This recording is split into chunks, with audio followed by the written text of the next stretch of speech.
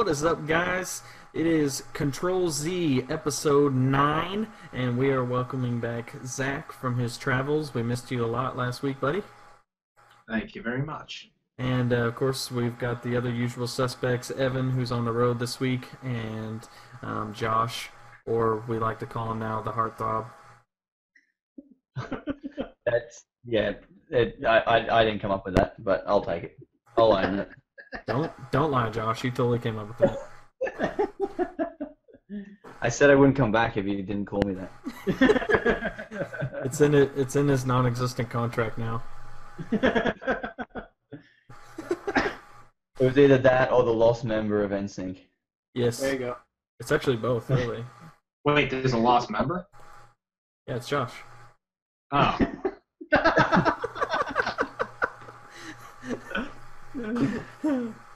Oh It's man, okay. we're talking last week about burning sponsorship bridges, and we got to watch what we say. But we got NSYNC on the board. Yep. We're good now. We'll do the graphics for the comeback tour. Gotta be soon. Anyways, guys, so just real quick before we jump into the topics we have for tonight, I wanted to just quickly mention where you can find the show.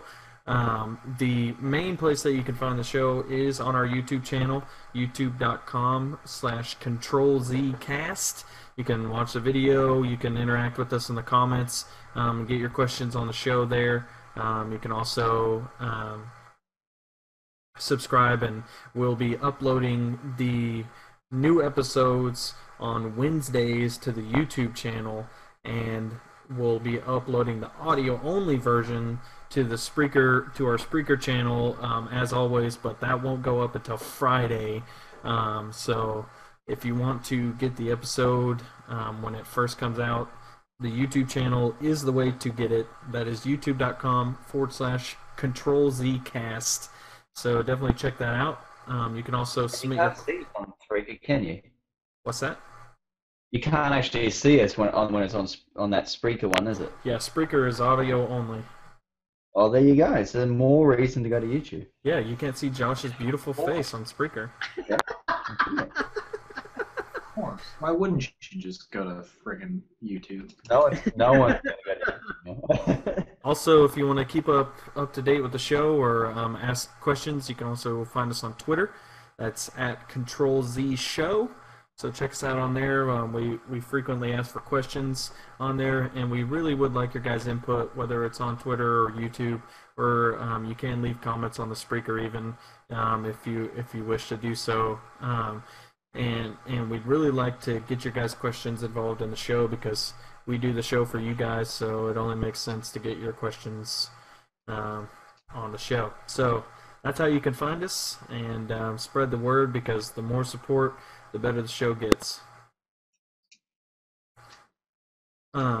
So we covered that, but I wanted to talk briefly, speaking of questions from the Twitter. We did get a question. It's from @KiraArts. He's a former guest on the show, and he's talking about discounts for returning customers. But I kind of want to broaden it a little bit and talk about giving discounts really for any reason. Maybe whether it's a bigger name person, or they're maybe referred by somebody who is a returning client. I'll do that sometimes. Offer discounts up to people who are referred to me. Just as a thank you to the person who is referring them. Wait, what? Discount. I'm like still confused on that. What? So, well, yeah, I guess I phrased that. I'll give the person who referred them a discount next time they come back. Okay, see, now it makes sense. Yeah. That makes sense. Yeah. There's still, I've been offered finder's fees before, which, if I was asked to do something, either I didn't have time or I knew I couldn't do it and knew someone else that would.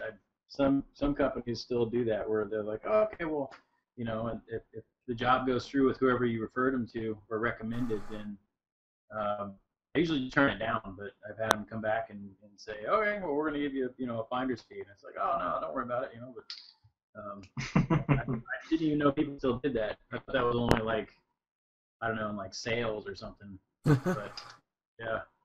Your guess is as best as mine. Discount. I don't. What? So I mean, there's always the friend discount. It's just like, hey, come over and watch my kids. Yeah, I'll draw a logo for you. Those are always good. My brother, Until they really screw something up. Mm-hmm. my brother always offers me rounds of golf to do work for him. That sounds like torture. Yeah. Whoa. Golf is beautiful. Golf is a great sport. Yeah. It's called flog when I play it. Do I want to guess why? It's called yard work. You're just tearing up the lawn. Oh,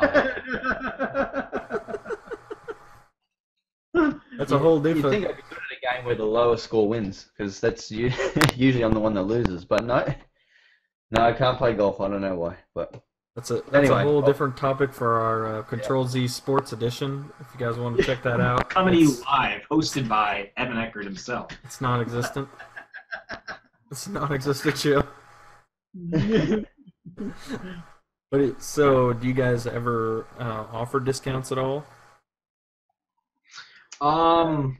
Returning customers, yes. Yeah. Yeah.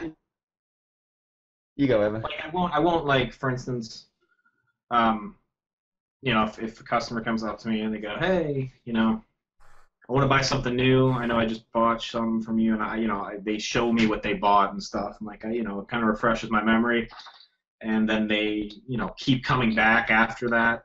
I won't charge them full, but I'll knock off a reasonable price, for both of us. Depending upon who it is, of course. Yeah, I guess I gotta kind of be careful with what I say, because some people. I definitely do look after certain people, and whether it is returning customers or people who have referred me on to other things. Like there's a few. I mean, if anyone that's sort of dealt with me in the past knows about my notorious priority fee and stuff like that. So, but there's certainly a few people which get looked after a little bit like that. But I mean, it's fairly rare, and but I certainly can see a reason for doing it. There's some clients that I work with, like I work with like a little. It's like a little game shop, and it's one of those old game shops that sell like all the board games, and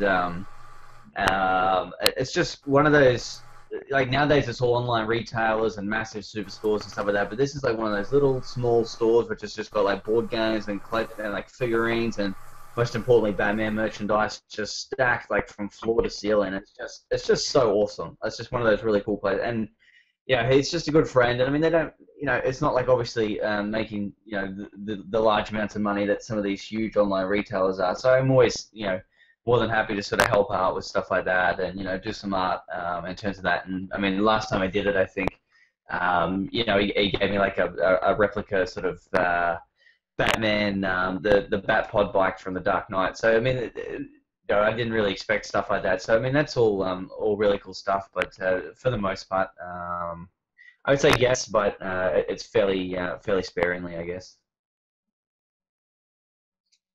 If that makes sense. Yeah. What do you That think, makes Evan? sense. Situation is myself where we kind of really just depends on the person, depends, situation. Depends on how busy as well. Like I mean, if it's really, really busy, then it might be a matter of yes, but you will just have to wait just a little bit. And I guess, but yeah, I mean, mine was more sort of dealing with maybe merchandise or trade offers. So like maybe for which is a little bit different, but kind of the same thing. So maybe like I've dealt in the past with there's this stuff that I buy online, not groceries, but some stuff which I say, I'll do the work, and then in return, for more of a discount, maybe you just sort of buy this stuff instead, rather than money, and that's really just so you don't get hit with the tax on the side. But Yeah. Yeah, it works well for taxes. yeah, that's it. But I mean, I'm more than happy to knock off, some money for that, because it is maybe a little bit more. And that is something that I think I've only offered to like 1 or 2 clients out of, Yeah. Like 100. exchange of services, you mean? Yeah, exchange of services, or hey, I know you're going to buy me, this instead, so hey, that will make it a little bit cheaper and stuff like that. But for the most part, just because of how busy things are, then no. But I think if things were to get a bit quieter, and maybe I was, fishing around for work, then it's probably something that I would bust out a little more. I built the whole website for a piece of fine art one time. Got a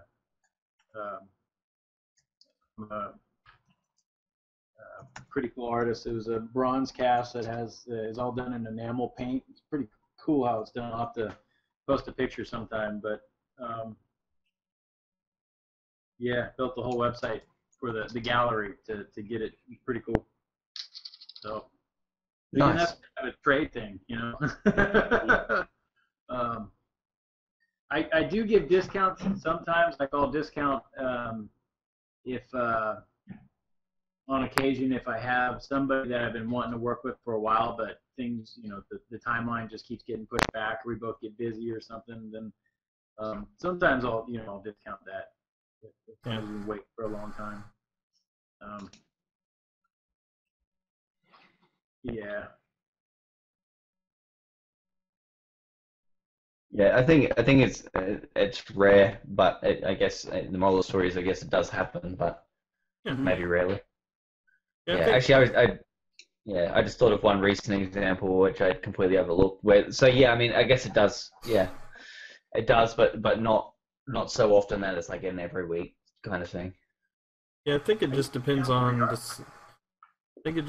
the situation that you're in, and also the situation that the client's in. Sometimes, every once in a while, I'll kind of discount someone on the spot if I know them. Maybe we're not friends, but I know them from Twitter or something like that, and I kind of know they're going through a rough time or something like that, and they just need something, and they don't necessarily have the funds for it. Sometimes I'll knock it down a little bit into more of their price range, but definitely returning clients, because most of the time when I have returning clients, they turn into more like buddies of mine who I game with and talk to on a regular basis. So I'm more inclined to give them a little slide on the price.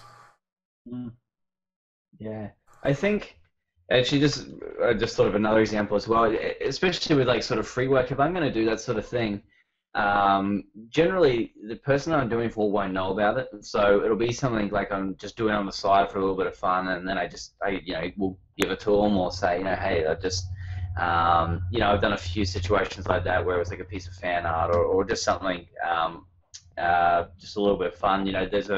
There's a group that I play Warhammer with as well. I sort of just mucking around some did up a little sort of artwork for them. So it's little things like that where they may not specifically have asked for it or know about it, but when it comes to free projects and stuff, that's generally the way I'll go.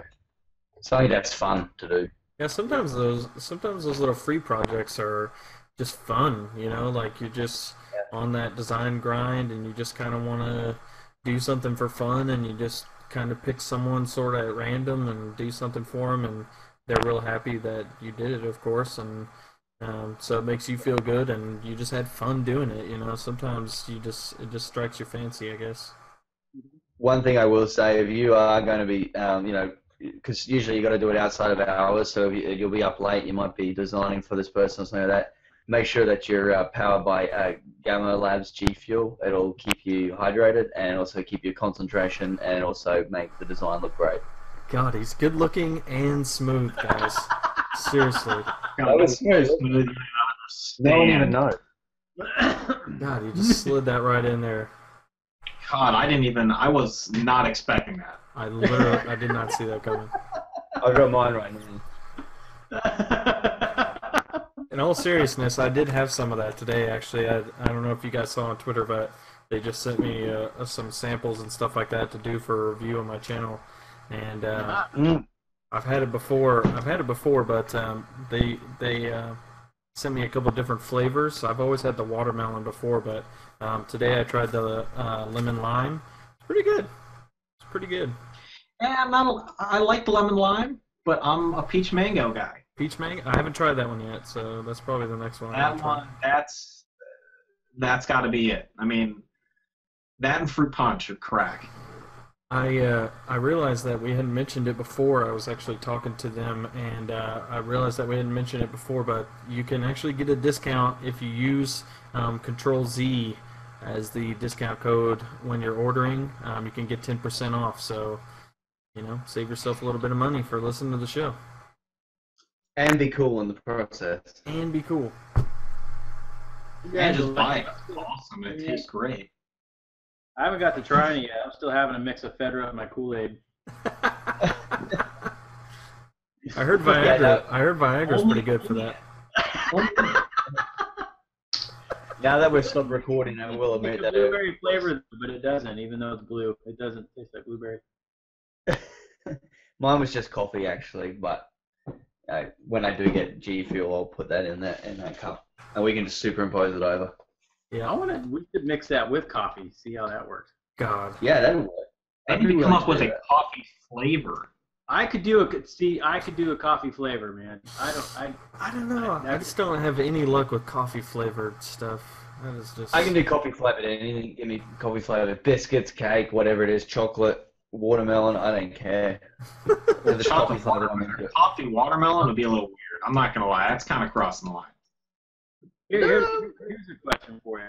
If you guys have any weird rituals or anything that you do when you design or draw or whatever, like something that you always have to do or eat or drink or whatever, anything strange?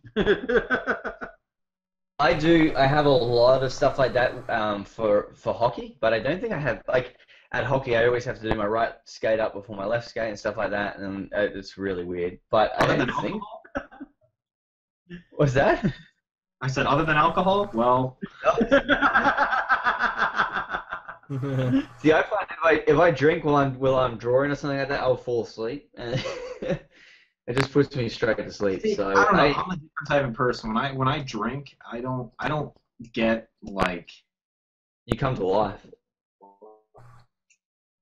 No, it really doesn't affect me like you wouldn't really know, but I'm just a very laid back.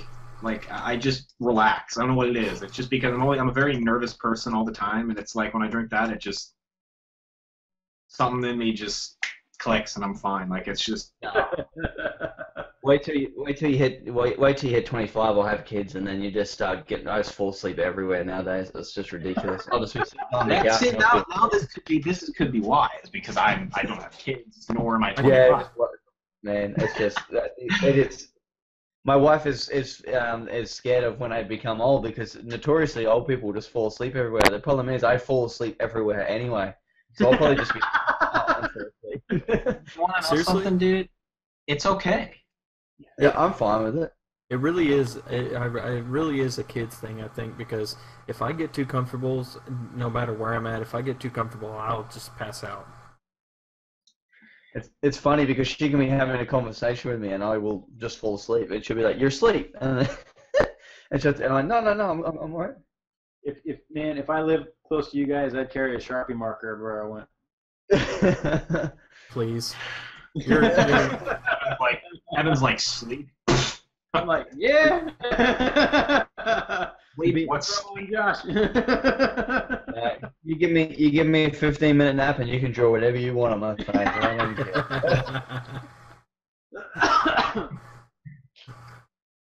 Oh man. So I was just noticing the majestic new background for Evan, and it brought up a little bit of a question about working in an office environment as opposed to doing like freelance work from home. What do you have a preference, or do you find it easier in one place or the other? I'm in a Design's hotel room fine. tonight, so. Yeah, Evan's I don't kind of know. in between. I design the best when I'm comfortable, and sometimes in a work setting, for instance, like at a. I mean, I don't work at a firm. I never really have. I'm still in school, but I guess I can relate to it in more of a school aspect. School's not always the iconic, you know, most comfortable place to be all the time. And sometimes I prefer to be, in my zone, in my area, where I'm comfortable and I know what I'm doing. And then there's sometimes where I would rather be at school because I know that there's so much more you can access to other things. It's the same thing with like when I go work for my dad at his marketing advertising agency. It's kind of same thing. Yeah, that makes me think. When I was at art school, I got very little done in I don't know if they call it the computer lab still, but Yeah, I mean the computer lab, our design area. yeah, like it would take me like just hours to get even focused to do anything. There's too many distractions. You're not, you're even down to the chair you're in. You're not used to it, and it's kind of the same way in offices. It usually whenever I was in an office environment, it usually took me at least 2 weeks to get comfortable and get up to speed. Just because even down to like if you're working on a different system or even little details here and there just can throw everything off. And once you're very used to your environment and every little thing it's crazy how just changing one little thing can like decrease your speed in half or something or Sometimes quality. yeah, it's hard. Yeah, I don't know. I've done both. The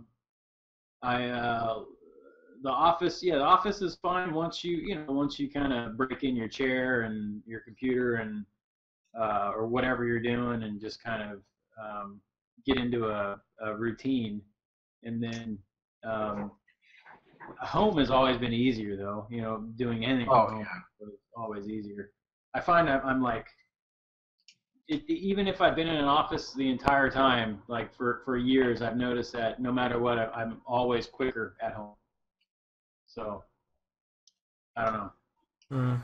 Yep. I think it's because you know your machine. A lot of it has to do with like your computer too. Because I mean, at school, it's like it's not your computer.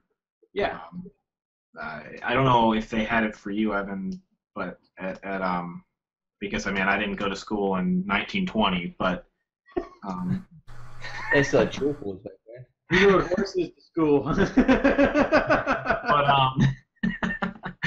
but no, with our school, you can't really customize your computer. Like you can't customize it the way you want because you can get it all set up to the way you want, you customize it all you want. The minute you sign out, it goes right back to regular, and it's just like yeah.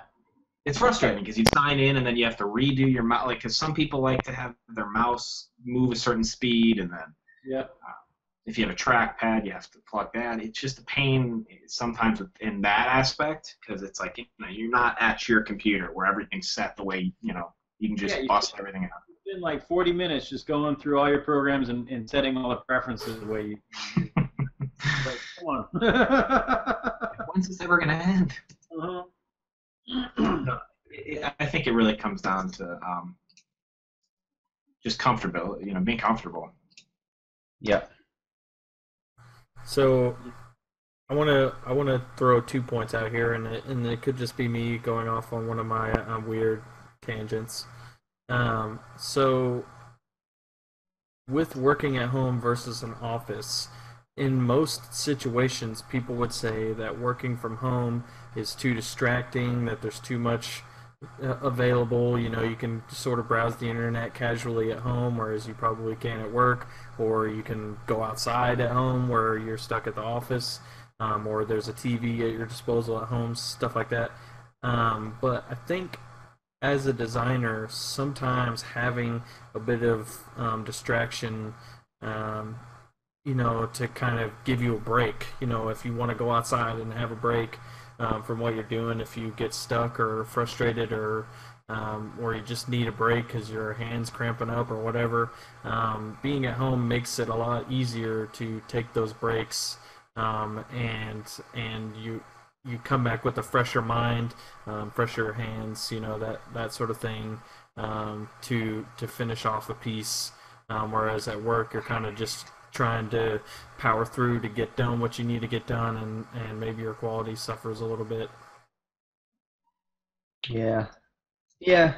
I mean, Yeah. there's a very easy solution for that I found. Because that's what everyone said. Like, I remember when I took the car in for a service, actually, just recently, the guy who was sort of on the courtesy bus where they drive you around while your car's getting fixed, he worked from home as well. And the mechanic said, so you both work from home. He's like, that'd be so hard. Like, I get so distracted and stuff like that. And I said, yeah, it was a very, very easy solution to that problem, and that's get a house where you have either rent or mortgage, and a family to support. And trust me, you will not work, because if you don't work, you don't get paid. In fact, And then you're out on your ass on the street. So I mean, for me, it's the opposite. I have trouble stopping working, and that's something that that sort of I get sort of constantly is, you need to stop working. It's because I work ridiculous hours, and I work a lot of hours, and with having the work there, that's obviously a thing as well. I need to learn to sort of stop to work, because sometimes it can be a little bit too convenient, just having all your stuff like right there in the studio. It's very easy to just walk down there to maybe get a pen and then suddenly check emails and start Skyping people and stuff like that. So, but the big thing that I think I miss the most from the office is just, it's only occasionally, and that's just the people. Like, usually I'm more of a sort of solitude kind of guy, so I actually don't mind working on my own. But there can be days where you're like, you get a little bit of cabin fever, not sort of having sort of anyone there to talk to or something like that. Like, I had some of my best mates. Well, probably one of the best friends that I knew when I was working sort of at the agency. So we were hanging out for sort of 6-7 years, and for that long, we'd always sort of go to breakfast together, we'd get coffee together, and you do that for so long, and then suddenly you don't have that anymore. And I think that's probably the biggest thing. And so I think that's the hardest thing for me in terms of adjusting. But yeah, the whole if you don't work, you don't get paid thing sort of manages to minimize. If you're doing it as a hobby, it certainly is a bit different. Yeah. Yep. I think also whenever you're at your home office, like you guys were saying, it's sort of elaborating on a point that you already made. The equipment that you have at home is sort of tailor-made for you, whereas your office equipment is tailor-made for your company's budget, and not so much taking the designer into account specifically. Yeah, I mean, that's another point as well. When I was in the office and I used to sneak in a little bit of work at lunchtime, I was on a different tablet. So, for the art stuff, that was a different thing as well. Yeah. Yep. All right, real quick, I'm going to save this progress, just because I learned from last week. So a point that Josh actually brought up without actually bringing it up, I just caught it in what he was saying earlier. What do you guys?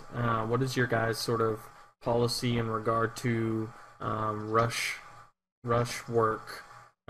Is there fees going along with that, and how much does it shrink the timeline for the project, or do you not do it at all? I don't do rush work. Reason being, somebody's rushing me, I tend to put out really, really, really bad work. I mean, it's not bad, but it's not something that I approve. Yeah. And like Evan said earlier, if you don't want to put your name on it, it's no point. Yeah.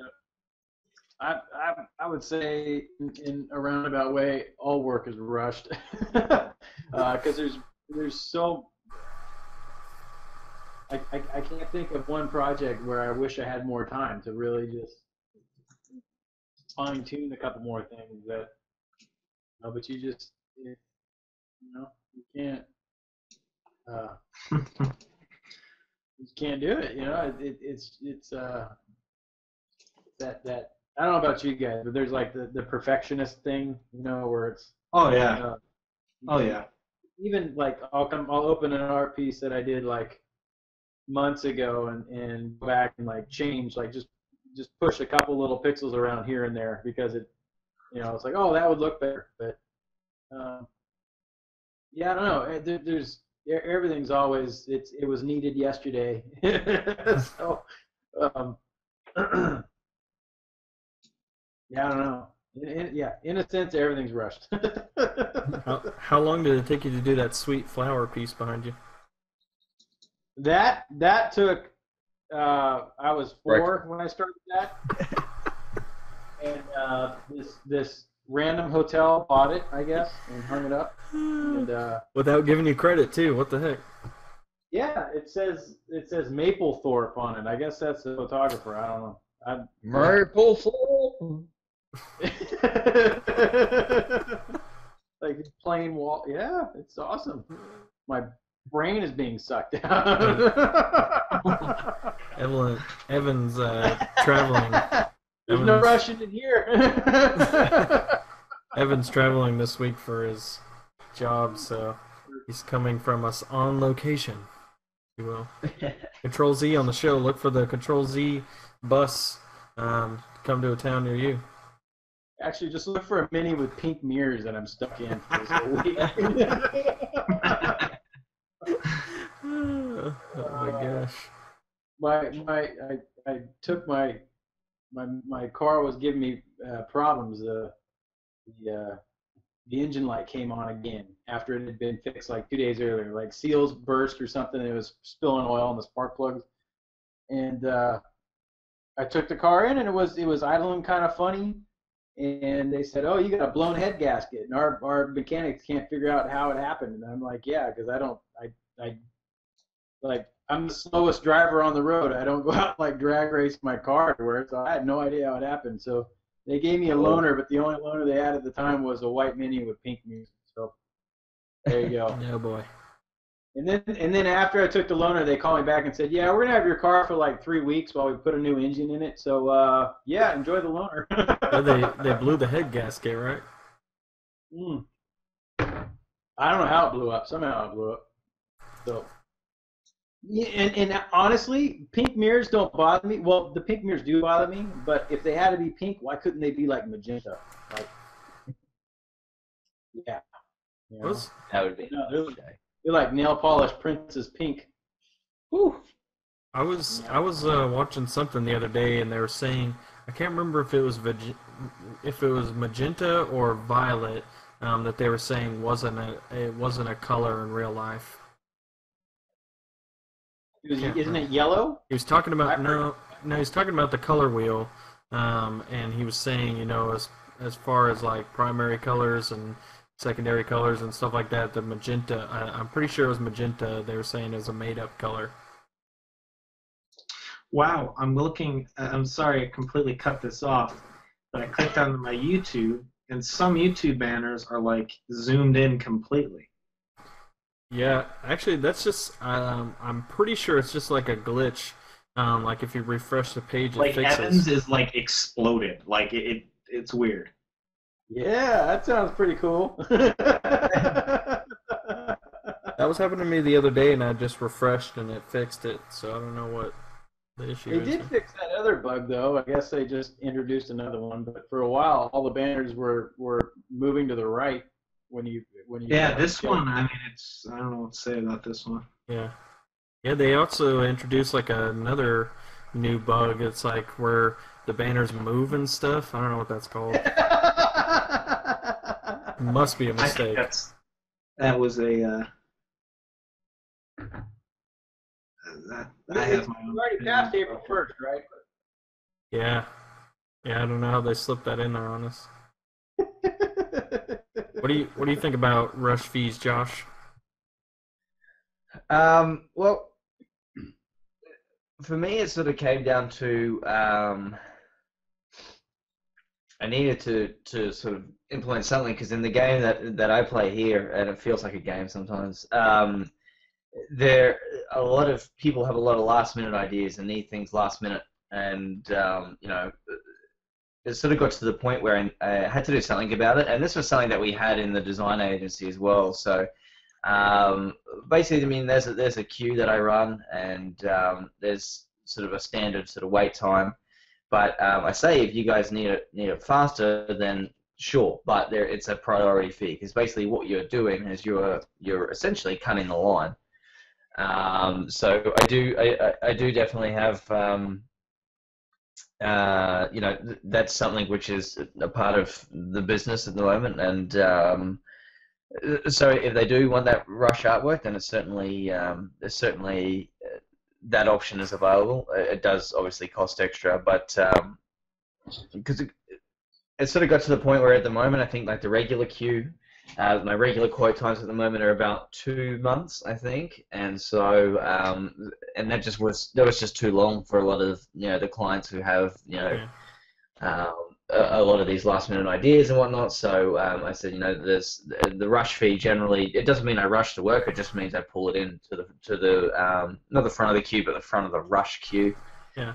Because you got to make sure you still keep doing regular queue work. Otherwise, otherwise that never goes anywhere. And it's generally about 1 to 2 weeks. So. Yeah, that's what I was going to ask. Evan and Zach saying that they don't do it at all, really.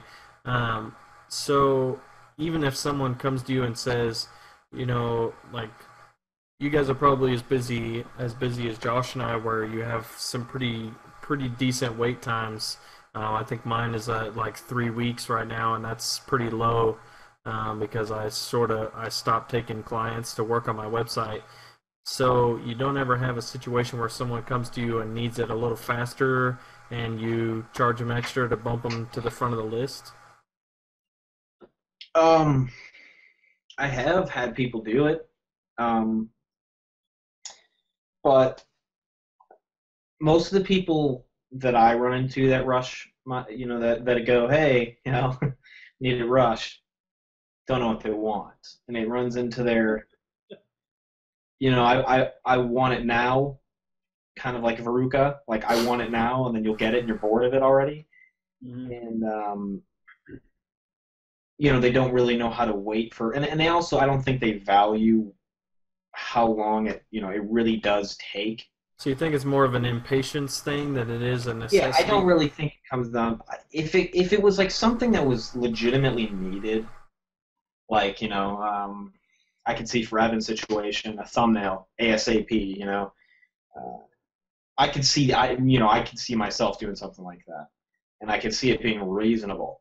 But a lot of the clients that I run into, they want it, and they don't know what goes into a design. The different aspects of it, how fast it takes to do this, how slow it takes to do that. I think that it's just more of an impatience thing.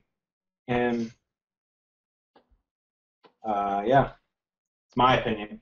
But I mean, there are some people that just want it rushed because they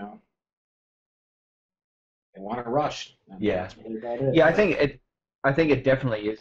Yeah, it definitely is an impatience thing for a lot of the time. Like, oh, I've got this really good idea, I want it now. Which is fine. Like, okay, that's fine. But unfortunately, I mean, you've got to pay for it. If you want to push everyone out of the way so that I start on your work sooner, then that's that's whether it be because you're impatient or whether it be because of poor planning. That's just, and it's not something that's new, especially in sort of my game, because as I said, we had that at the design place as well. A few other people would do it, and it's fine, but you will have to pay for it, because if you don't have, I find if I don't have those things in place, then everyone will just expect their work fast.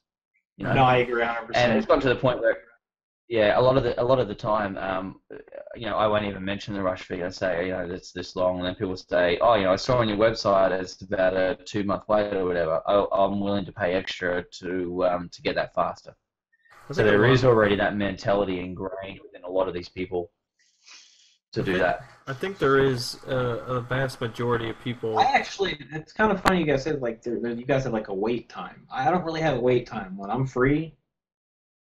Like I guess it's probably why I overwork myself. Do you cut it off? Do you, like, at some point, do you just cut off and say, I'm not taking any more people until I finish? No, I really don't, and that's part of the I think that's because I learned that from bad influences, but no, my part of me when I get really interested in something, and this goes back to just anything in my life, but when I started design, if someone wants to pay me for my work, I'm going to do it. Like it's got to be done.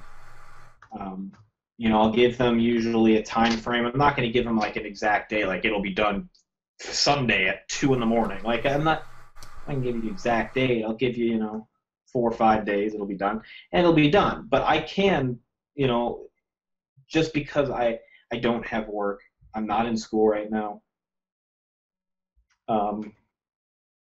Well, not in school until next month, but still on summer, shall I say? And when I can spend a full day taking on 3 or 4 customers at a time.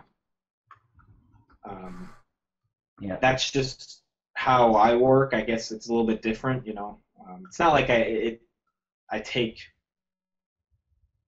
How do I explain it? Like 100% of my effort goes into each and every customer. It's not like one slacks and the other. It's just how I work. I know a lot of people can't do that, and they're like, "Oh man, that's overwhelming."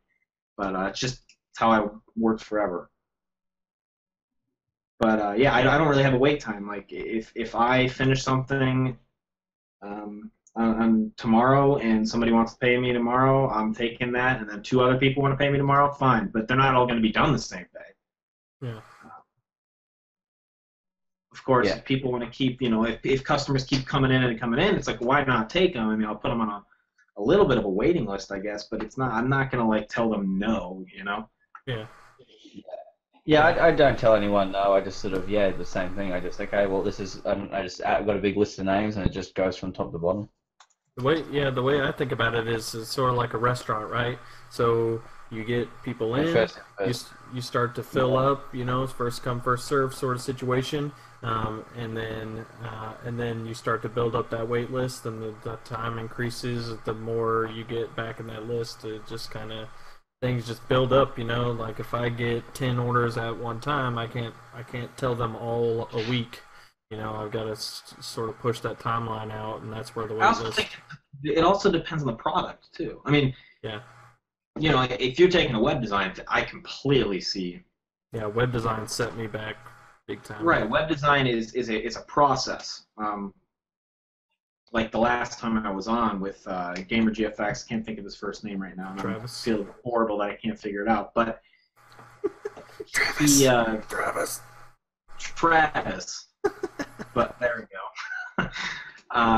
No, he said, there's a process to it, and same with that. And like, you draw out dimensions, you draw out to, different things, and there's a step process, which I can understand. But like a lot of my customers lately have been YouTube banner designs, Twitter header designs, so I can pump those out. Yeah.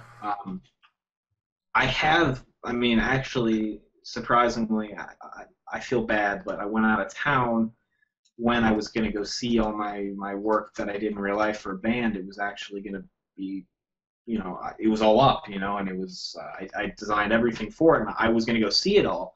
Couldn't go see it, but because I was out of town. But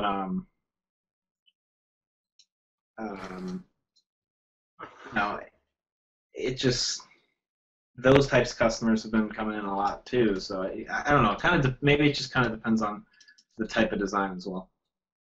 Yeah. What do you think, Evan? You mean, wait, about Rush? Yeah, we're talking about Rush still, and I was saying, in regards to you and Zach, saying you don't really do Rush fees and stuff like that. You don't get to the point where you've got a lot of people who have ordered, but somebody sort of needs something more urgently and want to be bumped up the list, what do you say to them?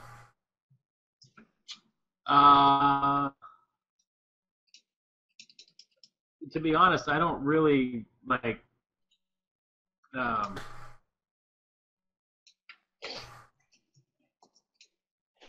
don't know. I don't really take any like super rush jobs. It's all because I try to.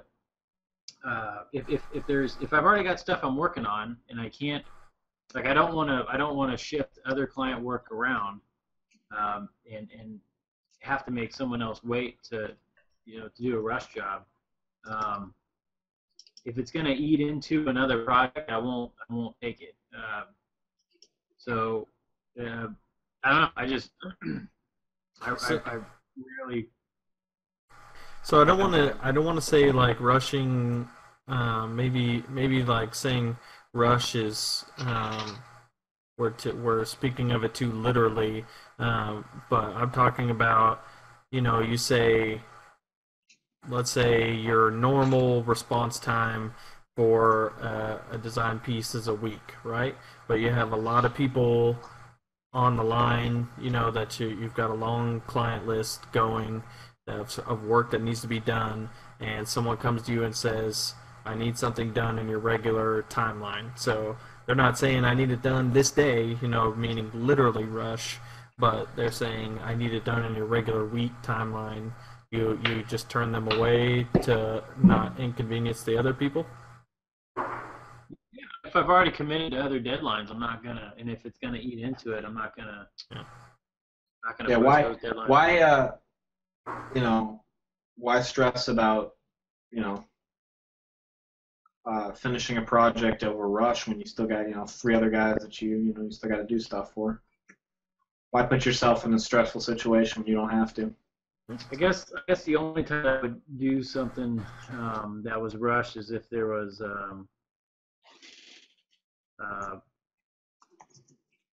it would have to be more than just the money generated out of it, right? So if it was I don't know, a timed project that had greater like payout of some sort, then I might consider it. But if at the same time, then I'd also go back and have to tell,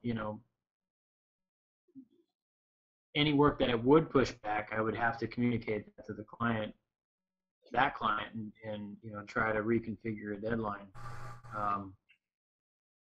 Yeah. Because I don't work that way. I feel bad. So Yeah, I think that I probably need to clarify that a little. I've got a jet here anyway, but I'll just finish with this. That's the thing as well. Like during a week, I will say there's 2 priority spots, and then there's sort of like maybe 3 regular spots. So the people that I bring in and say, hey, your art's going to be done this week, if people are paying priority, they don't cut in front of those people that I've already committed those deadlines to. Yeah.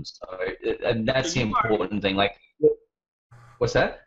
You've already kind of in your workflow, you've already scheduled in 1 or 2 rush jobs are going to be in there. That's right. Yeah, in a week. I'm going to have at least 2 people that are going to ask for it yesterday, and I've made time for it. I guess that's where we differ. Like I haven't baked in rush time. It's just it's just schedule. Well, that's the tricky thing. Like because I sort of have set work hours as well, so it makes it a bit easier. I know I have this many hours in a week, and if something super rush comes in, then I know that, okay, well, I can do that at night when I'm not working on these projects. Like if you start taking on rush fees to just generate, whether it be more income or something like that, and then you just start pushing your regular queue out, then that's not going to work. That's not a solid business model, because then people will just not come. So you've got to be careful. You've got to be very careful with them. You've got to make sure that you look after, because there can be a tendency. I've known people with a tendency, oh, well, I'm only going to do the rush stuff, or people that make up rush fees. Oh, here's this long queue. This is the rush thing, and so as a revenue generator, and so that, I mean.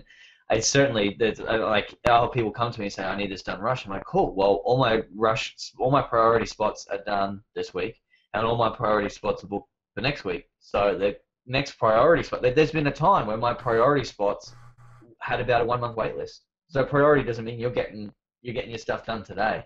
Yeah. It means that there is a priority queue, and you go into that priority queue. Basically, it's like 2 queues, and I take 2 from that queue, I take 3 from that queue, and then it's first in, first serve. So in priority, you might be getting your stuff after someone in regular, but the guy in regular queue has obviously been waiting there for a lot longer than you have. Yeah. So that's why those lines, it's good to not have them visible, because the dude in priority will be like, hey, what's that dude going? Just like the movie theaters when there's over here we got this queue where if you order your tickets online, you just get to go straight through. And I always feel bad. I just line up in the regular queue because there's going to be one dude that's like, "Oi, what are you doing?" And then try and pull you down. I'm like, I'm not cutting. Yeah, Josh. yeah. Josh's got to hop off here, but he's got to hit a doctor's appointment, so we'll let him take off real quick. Love you, Josh. And well, all right, guys. I'll talk to you all later. Eh? Okay. See you, bud. All right, catch you. Bye. So I'll just touch on this briefly on my view on the rush. Obviously, I do it, and it's pretty similar to what Josh does, but it's kind of unintentional. Before I started getting longer queues, what I like to operate under is the under promise and over deliver sort of mantra. So I'll set a client out and say, hey, this is going to be 2 weeks, right? And then if I can get it done in a week, then obviously that's amazing. But it also sort of builds in that extra time if I do get a few rush orders. Amen. Props to you guys that you can schedule them. I don't know how to schedule rush jobs. No, I can't. Dude, I'm right there with you. I can't. We gotta get you guys agents. Yeah, secret agents. That's what I need. So that actually kind of rolls into something else that I wanted to touch on in my random browsing of the interwebs. I ran across a video. This is dangerous. This is a family show. Yeah, Nerf, dude. See, look, ages 10 and up. 10 and up. Family. Huh? You never had family Nerf fights? No. Dude. Come on, dude. My daughter and I will build forts on either side of the living room for Nerf gun fights. You don't even know. There you go. Yeah. So yeah, my random browsing, I ran across what I've been informed is called the Iron Triangle system, and it sort of touches on somewhat of what we just talked about. And basically, it's a pyramid format here, or a pie is what I more like to look at it. And you basically say you could take two of the 3 pieces of this pie, right? So the three pieces are quality, price, and time. So you could take on a project and you want it done fast and you want it done for cheap, right? So that kind of work is not necessarily going to be below your standard, but you're probably not going to spend as much time on it as somebody who's willing to shell out the proper price for that. I don't really know how to. That's probably a really poor way to word that, actually. But let me just. I understand. Like, I get the whole pyramid scheme. It's pretty self-explanatory. I mean, like no, it really is self-explanatory. Like you get the pyramid scheme. You explain it. And I get it, but I don't believe in ever giving half of what I should be working on. If somebody sits down with me and says, "Hey, look, this is what I want. This is how much I want in it. This is the concept." and then we agree on a term of a price. It's negotiated however we negotiate it. I'm going to go 100% on anything I do, whether it is rushed, whether it is fast, or whether it is slow and very, very well. I want the piece to come out perfect so I can put my name on it. Like, I don't want to ever design something, and I tell this to people now. People will come up to me and be like, hey, can you design me this? And then they'll show me a banner, or they'll show me an ad that looks exactly like the ad that somebody else made, or it's made by somebody else. And I'm like, well, why are you coming to me if you want that ad made by that person?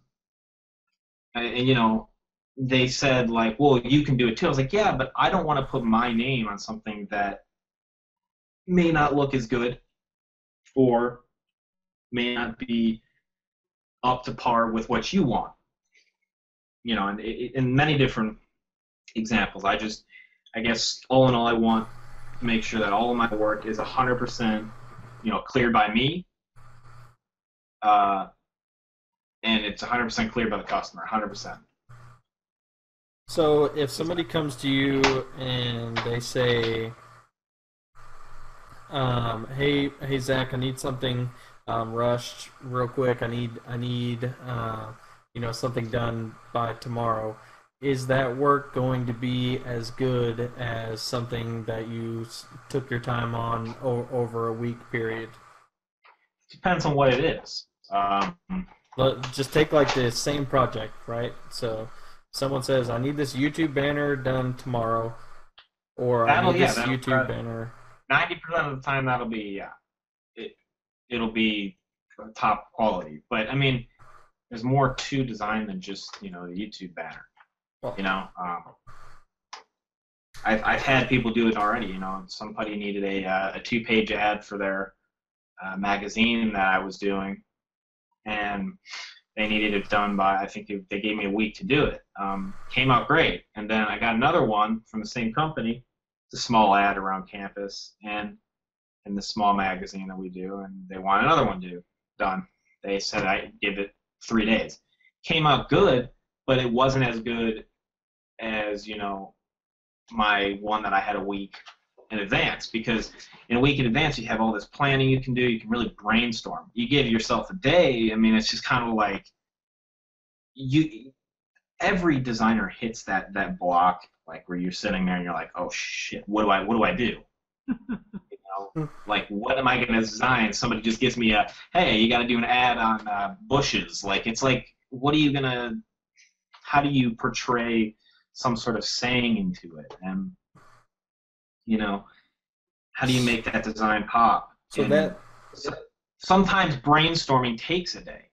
Sometimes brainstorming takes, you know, a little time before you just, you know, go right into a design. It's the same thing with logo design. You know, a lot of people will be like, how long does logo take? And I'll be like, well, it could take 2 days, could take 5 days. It really just depends on, you know, if I come down and me and you come down to an agreement on types of logos that we like. You know, if you're dishing the money out, we got to make sure you like what you're paying for. So what this means to me is whenever you have less time on a project, it's more of a rush project, you have less time to look over the piece, you know, sort of stew over the piece and sort of nitpick it. You don't have as much time to do that, which is why the quality usually is quite a bit better whenever you have a week or so versus a day or two. Not necessarily that it'll be better. It might just be a little bit more thought out. Yeah. You know, because design quality, I mean, everybody can use your blending options and your, you know, effects button to make a cool looking text. I mean, anybody could do that in 5 seconds, but if it comes down to, like, you know, the type of design. So for instance, ads, that's like, it's very hard to come up with ads, especially with, you know, clever things like slogans and stuff like that for brands, and that's just, it's, you know, corny things on, you know, magazines or whatever. It's very tough to just off the, you know, top of your head, oh yeah, got it, like within a second. Like, you know, it's not easy. And so for somebody to rush you on that, not only do you have the heat of them asking, is it done, is it done, is it done, is it done, is it done, you know, over and over and over again, but you also kind of are like, you know, sometimes brain dead when it comes to that stuff. Yeah. But yeah, I mean, I don't have anything against the rush jobs though. I mean, Well, if you can do it, man. so this is a little bit different from a rush job, though, right? Because even though they're giving you a shorter timeline, they are recognize that you're not going to be able to fully apply your entire design process in a shorter time frame. So by charging them less, knowing that the quality of a piece that has a further timeline, don't you think that is fair? I guess. I mean, I don't know. It I'm depends, just playing man. devil's advocate here. It's a tough situation. It's like, do you take rush work? Do you don't? I mean, what is rush work to you? What's rush work to me? It's just kind of, everybody has their, I guess, moral of the story is everybody has their Definition. Right. It's their definition of what rush work is. Yeah. Rush work to me is more of customer, nagging. That's more of what it is to me. That's really it. What do you think, Evan? Yeah. Depends on the annoyance level of the Right. Like, I mean, like, Evan, you probably know, getting emails every day with, hey, so it's been 3 hours. You got anything done yet? Yeah. See? So there's those clients. To be honest, I'll just be brutally honest. I don't even email them back anymore. The ones that are like, they expect you to get on it then. Like, they send an email with like no information, just how much you charge, can you do this, I need it tomorrow. And it's like you didn't even put in the time to give me detail of what you wanted. It's like you're not serious. So we're off topic. We're talking about the 3-prong thing, right? Yeah, 3-prong. So quality, price, time, and they could take 2 of the 3. So in theory, it sounds good. I'm trying to figure it out. My gut instinct is saying I don't know about that. I don't know why. That's how I felt. And I think so. And just like the rush jobs on the last question, you kind of feel like the word cheap, right, implies not quality, sort of fast food design, right? But that's not really what it means in this case. It just means that. Does it mean like plain? Like, for instance, like if somebody were to ask you for like a branding, like somebody needs like a logo branding done, plain. It's cheap would more of like a plain type thing. Like you can get the logo done and then it's just kind of just plain. Yeah. That's about it. There's less work involved, or that the quality is going to suffer because of the short timeline. Well, see, the quality should never suffer. That in my opinion. Now, if they mean cheap, like they're gonna. See, I don't know how cheap works, because if it's cheaper than what your base is gonna be, like the cheapest you would, I don't understand that, because even if I said yes, I'd never do this, but even if I said yes, I'll make you a logo for $20, it would never get done, because there's plenty of higher paying jobs that keep pushing it back. So I don't understand how cheap. How that my brain can't make sense of it. There's probably a when he put the 3-prong thing together, there was probably some sort of like background to it, but I can't wrap my brain around. The explanation for me is, so whenever I charge clients, it's strictly based on time that it's going to take to execute the piece, right? So if they want something for a lower price, that means I'm going to spend less time on it. Right. But yeah, so like to me, I would never do that. because I wouldn't want to put my name on it. Like, Yeah. that means I would just be spitting out, like, I don't know, because I'm trying to think of other projects that, any project that you applied that to, I wouldn't want anybody to know I did it. So I would, like, if it was a logo, it'd be like, I don't know, I'll write your name all funny and scribble it real quick, and then, like, I don't know, maybe vector it up and give you that, and then be like, yeah, don't ever come back and don't tell anybody that I did that. So it's Never hard can to trust anybody with that one. Yeah, I can see quality and speed, right? Wait, what was the other two? It was quality and then Cheap, what? speed, and quality. Yeah. So you can never do cheap and quality.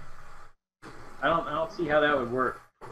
What's that? Maybe, I don't know. I feel like Cheap and quality would Starter, mean.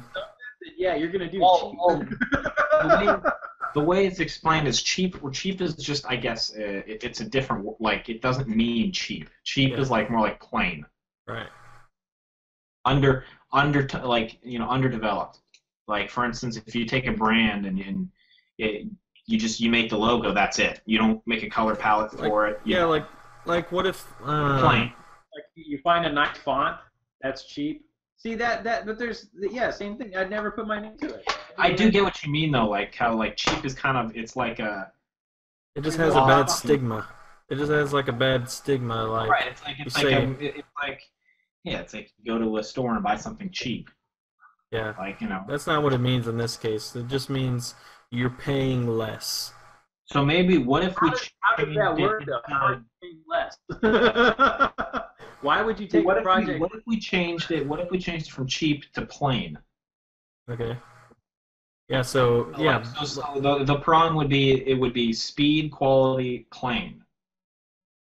Okay. So speed, quality, and basic. How about that? Basic. There we go. Better word. Even though basic is still kind of off-putting too, because that's kind of like, oh, it's kind of cheap. Yeah. Like, that's my. So let's take that into account. Let's throw in an example on that. Okay, so as far as like quality goes, would you say that it takes way more time to do an illustration logo as opposed to a text logo?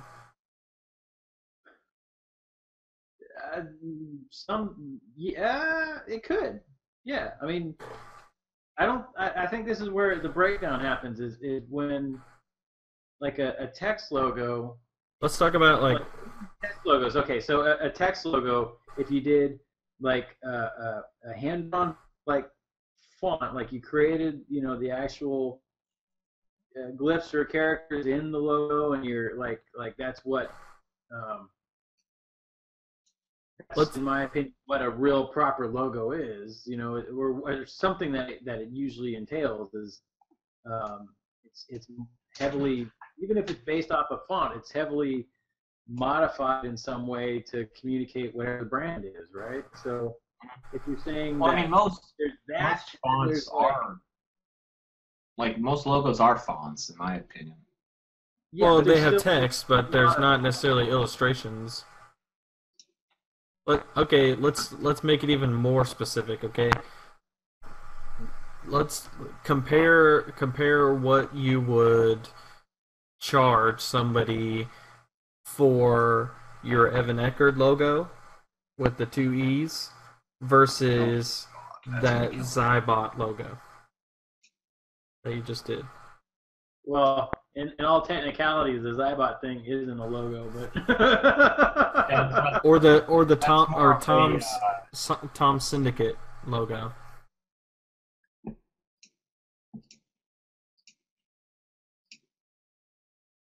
No, that example doesn't. It doesn't. Makes my head hurt. No, see, the pick a different logo that you think is I don't know what's an example of a logo that's you did that Flux logo, right? Flux something links. Fluxy links, yeah. Would that be a good one? The cat logo. Would that be a good one? Did I do that one? Yeah, you did that like ages ago. Evan's even questioning. He's like, "What did I?" He doesn't even know what he's doing. Someone comes to you and says, "I want a real basic text logo like your logo, Evan," or someone comes to you and says, "I want an illustrated character design logo, like the one I've been discussing with you for a while." Well, I love how you just had to throw the one you were discussing with him. Yeah, just like the one I was discussing with you. Well, because it's a character logo, so it's different from his. Did you think of like a guy you did a character logo on? You did Flexi Links. What about Dr. Chiz's old logo, the coffee cup with the eyeball in it? yeah, but Wait, I'm so off topic right now. I don't know what the hell's going on it here. was like some of them took more time than others, but there was still like a thought process that went behind them. I wouldn't consider any of them like uh, like I don't know. It's a tough. You charge by the hour, right, Evan? Yeah. So it makes perfect sense then, right? Because you're going to charge someone less on a basic logo because it's not going to take as much time. It may not be basic until I figured out what I'm going to do. Like I don't go into it going, I got to make something basic. It's like it could be more minimal. Deep thought, right? Once I figured it out. Like if I find an idea that would work, you know, and then I'm realizing that it won't take long to produce, then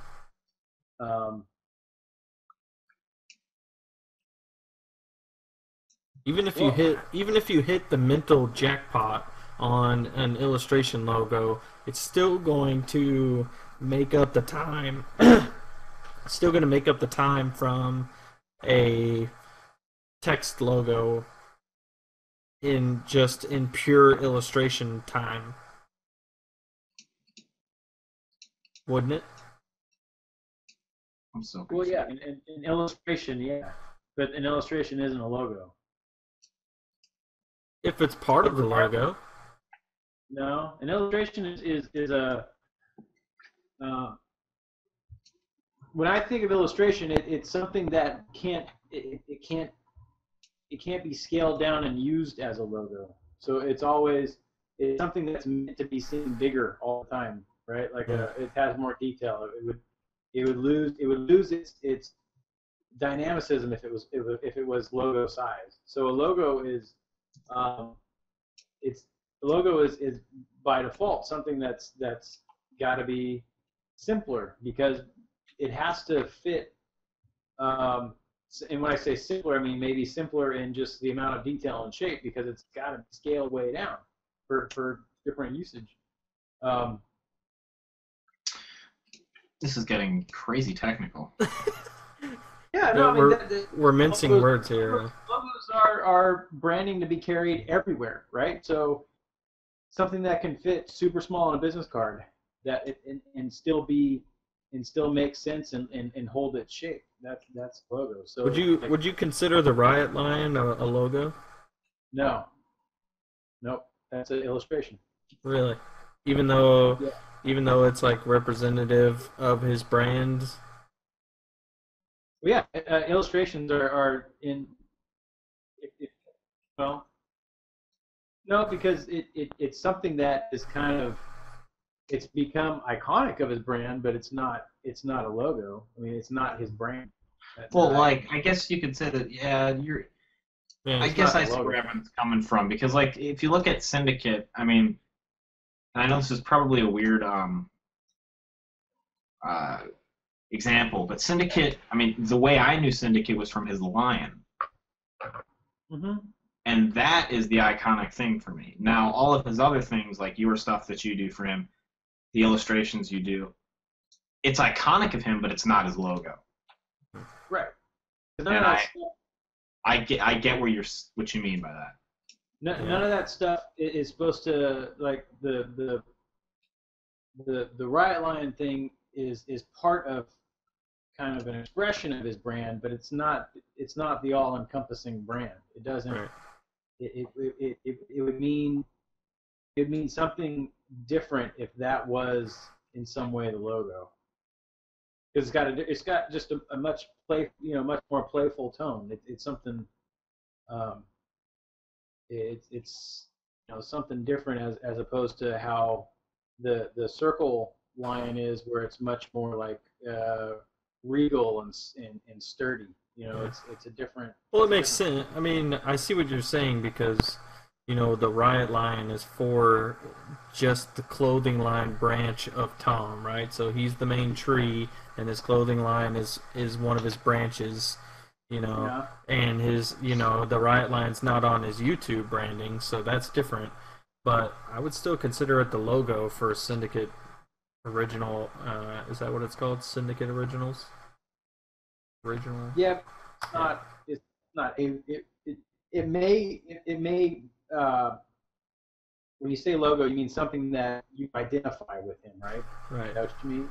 So what I consider a logo is you look at it and you attach it immediately to a company, like the Pepsi logo or the McDonald's arches. That's a logo for McDonald's. Like, you immediately associate the two together. So if I see the Riot Lion, I immediately associate it to Tom's clothing line. Real big on your shirt. Would you wear that around for fun? What's that? If you had the Pepsi red blue logo real big on a shirt with just the logo, would you wear that around for fun? Yeah, if I like Pepsi.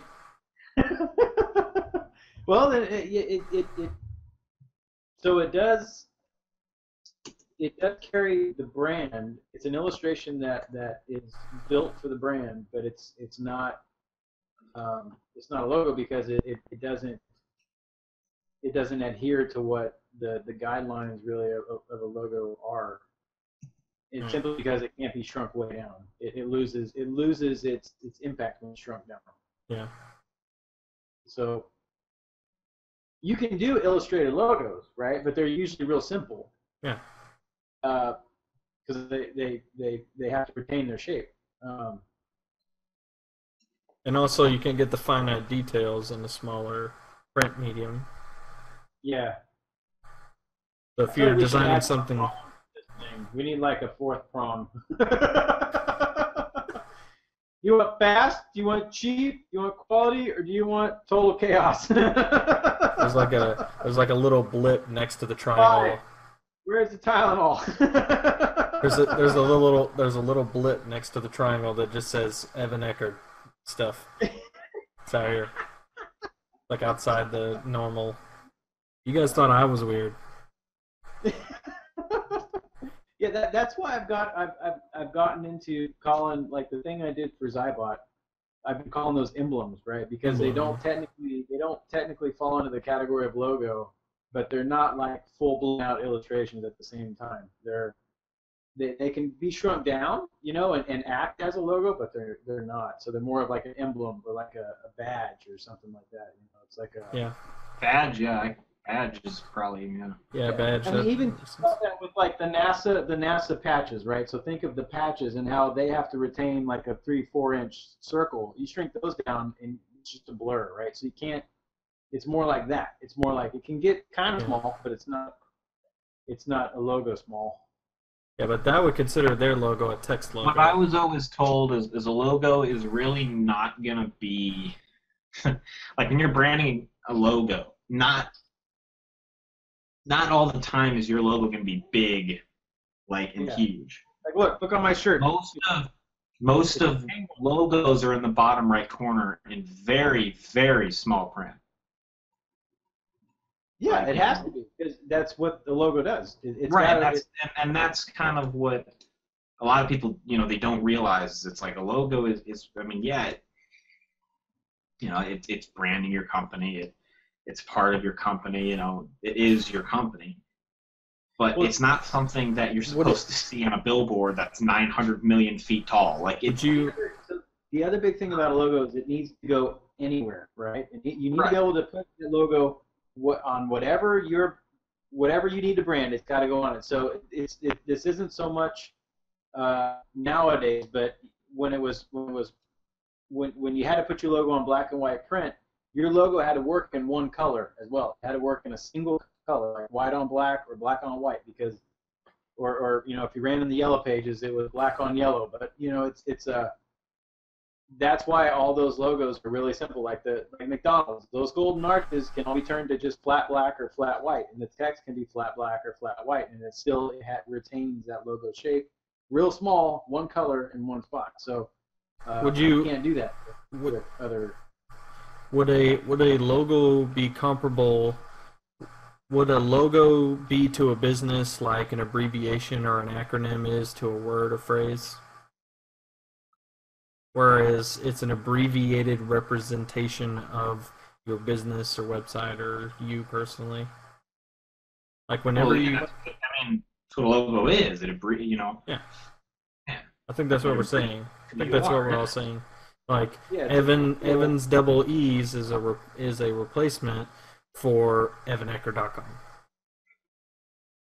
Well, no, it can be. Look at Prince, right? He dropped text altogether for years. He just had that sign, right? So there's brands. AT&T just did it. AT&T they dropped AT&T for a while and just had the globe thing. Yeah. That was their logo. It had no text in it whatsoever. So well, I mean, the best example, and I'll be 100% honest, is Nike. Yeah, it's swoosh. Well, Just even the Nike logo, though, if I remember correctly, the actual baseline logo of that has the word Nike in it. Yeah. Like, Well, the original one, but after years, they took it away. because people knew what it was, right? Yeah, So Right, it was iconic. It's the same thing with Adidas. I mean, everyone knows. I mean, for a while they were putting things, products with just the triangles. That's it. It was not the Adidas under it was never there. It just for a while it just that patch and that was it. like how many of you guys do you guys know what DC, the DC and Yeah, DC? yeah. What's DC mean? I have no idea what it means, but I know what it is. Right. It was Drawers Clothing, right? Because the company he had before was Drawers, and they just dropped it to DC, and that DC symbol became so iconic that it stands on its own, and now nobody remembers what it was for. So it's But that's like those logos are iconic. They sort of that's what you want out of a logo. Yeah, they That's transcended what it's supposed to be. They transcended the boundaries of a logo, right? No, it was just a really good logo. Well, I think there, like Travis brought up a few episodes ago, there are some logos that you just make, and it's just like, holy shit, I didn't even realize that happened. Like, it was just kind of like, things, happen, and you don't even realize that they happen. Like, it's just... Be braggadocious for a second. Team Caliber, that was like a nice design moment that you probably weren't anticipating. Yeah, I was very happy when Jimmy approached me on that. I wasn't expecting it to be worldwide, but another thing that I do have to say that I do give credit to Jimmy is Jimmy kind of saw it. Like, he was just like, listen, a logo needs to be something that is just iconic. It doesn't need to be this extravagant looking, cool, crazy logo. It just needs to be something that just represents it, and that's what it came out with. And it's global now. I mean, it's pretty cool to see my work global, but I don't know. It's just, I don't know. Parts of me do wish that I get a little bit more recognition from it, but yeah, I'll be completely honest. I didn't even know you did it until no one did. No one did. You're not. That's this job, dude. It's going to happen all the time. Oh, I know. I'm learning it. I'm learning it the hard way, and that's fine because I'm going to learn from my mistakes. And to be honest, I'll only get better that way. Oh. Yeah, all famous artists are dead. Right. famous designers, for the most part, are dead. So. Well, no, I mean, it's just, the iconic things, it's just cool to, to have something like that. But in all, retrospect. It's great. It's great to put in your portfolio. Oh, yeah. It's well, that's a good example of a good logo. I mean, it works in one color. It can be shrunk way down, and it's easily identifiable wherever it is. So it's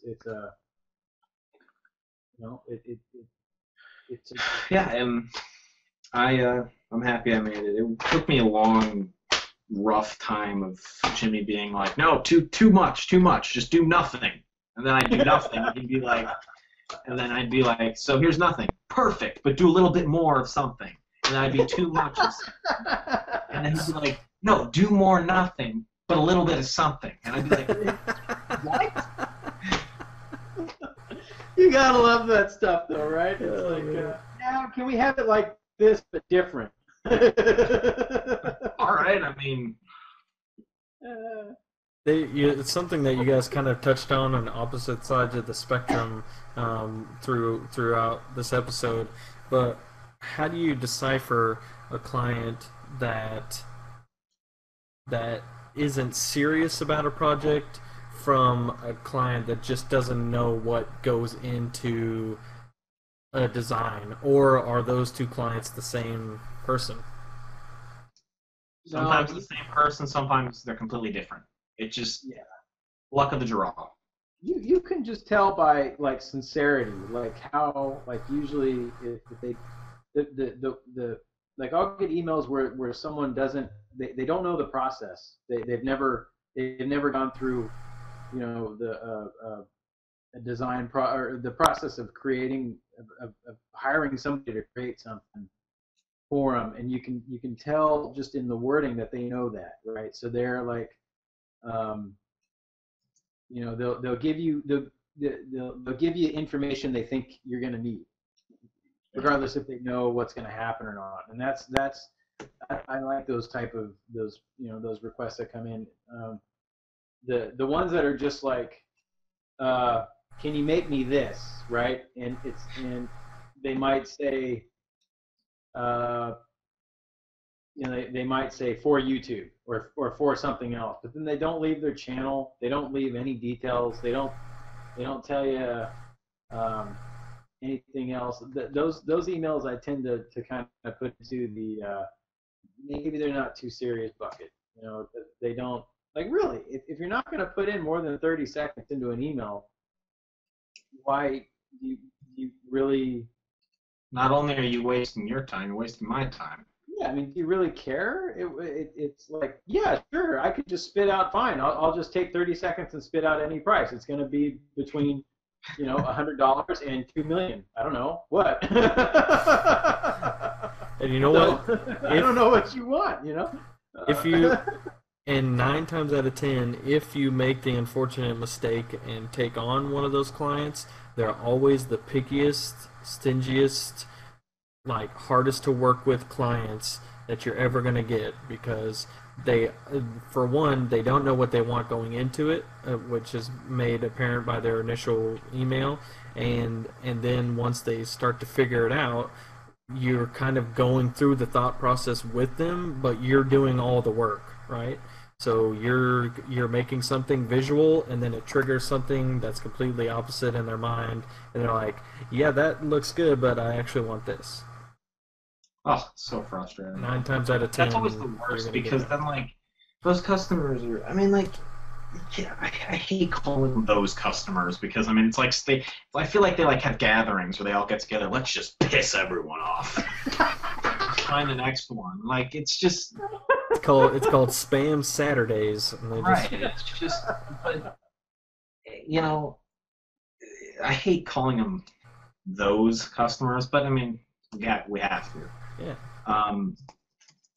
We're not going to name drop, so we'll just... No, I don't name drop, but it's almost as bad, to be honest. Because they know you're talking about them? Right. Well, it'd be scary as hell. I just pop out of nowhere. I know you're talking about me. Just like out of nowhere. Or what's worse is, I hate this. I'll say something and they'll I'll say, even just now talking about those type of emails, I'll get somebody that's kind of like, were you talking about me? I wrote you a short email, but I really meant it, and it's like, no, I'm not. There's just, you can even tell down to a few lines in an email if somebody's really, like, they're really interested in it or not. It's I don't know how to explain it. It's just kind of, you read it and you can just tell. You can just tell, even if it's like a 2-sentence saying, I really like your work. I want to hire you for a logo. What do we have to do? Even saying something like that is like, they're interested. They want to know what the process is. They want to know how to get it started. Unlike the, hey, can you make me a logo? I like your stuff. I have $10. It's like, what do you that? It's just a different. Even though they're both real short, you can just tell. How the interest level of somebody. Oh, you sure can tell. Yeah. Yeah. It's just sort of one of those things, you don't really get it until you experience it yourself. It's hard to explain verbally. Little things you can catch. Like, I'll look at email addresses, right? I'll look at where that email address came from, and like, especially the wording. If it's like you've got like, my friend Jimmy's a jerk at hotmail.com, I'm probably not going to take you seriously. You know what I mean? Or like, even down to that, it's XX hi, what all that, just everything in the Well, I mean, yeah, my dad kind of told me about that, and he saw my email and was like, email address. people see my email addresses and they're like, Jesus Christ, what the hell is wrong with you? I'm like, honestly, I created when I was like 5. Don't worry about it. It's not. Yeah, but there's still, even when you there's all sorts of little tiny things you can start, and it does take time to see this stuff. But like, I have a contact on my page, right? And if I see that people like put in, like they're even afraid to put in their first name where it asks for name, and they'll put something weird in. It's like, okay, now it feels kind of shady. I don't know if I want to like talk to you more. Or part of it sort of reveals a maturity level, right? So, like, whenever I was a kid, is directly correlates for the most part, a budget, actual the interest they want to put into it, and that's just kind of that's how it bakes down.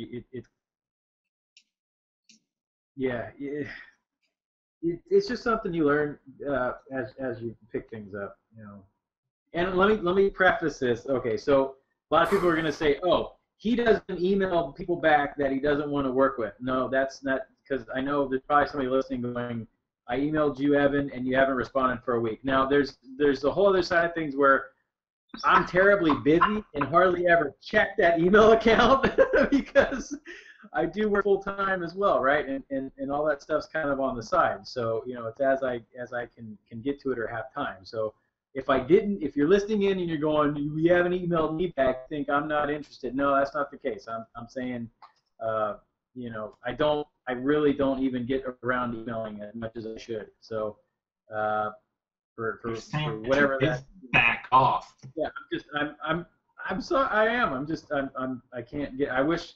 I need to clone myself. Is this what I need to do? Dude, but I saw some people trying to clone themselves, and it's never good. yeah, I don't think like I said earlier, who am I going to tell? I don't have friends. Next question. I ruined. Well, anyways, I think that's actually a good place to wrap it up for this week. I think we had some really good debate and topics this week, and we appreciate the questions from you guys. And again, if you want to submit those questions, you can do so on our YouTube channel, which is youtube.com/CtrlZ CAST. So if you want to check that out, the videos will be going up every Wednesday. You can also contact us anytime on our Twitter at Ctrl+Z Show. And if you want to direct a question specifically at one of us, you can say at Ctrl+Z, this question's for Evan, or at Ctrl+Z, this question's for Zach, Josh, Nick. So if you want to target it specifically to one of us in particular, you can still tweet it at the Ctrl+Z show, and we'll answer you back if it's something we already covered, or we'll bring it up on the show if it's something fresh and new. And then, of course, you can get the audio-only version on our Spreaker account, Spreaker.com/Ctrl+Z. I think it may actually be Ctrl-Z. It'll be in the description of the YouTube video, so check that out. Those are available on Friday, and you can also comment and leave questions there if you need to. Anything else to add, guys? No, thanks for tuning Thank you in. for joining on in. All right, guys. We'll see you next week. Peace. Later.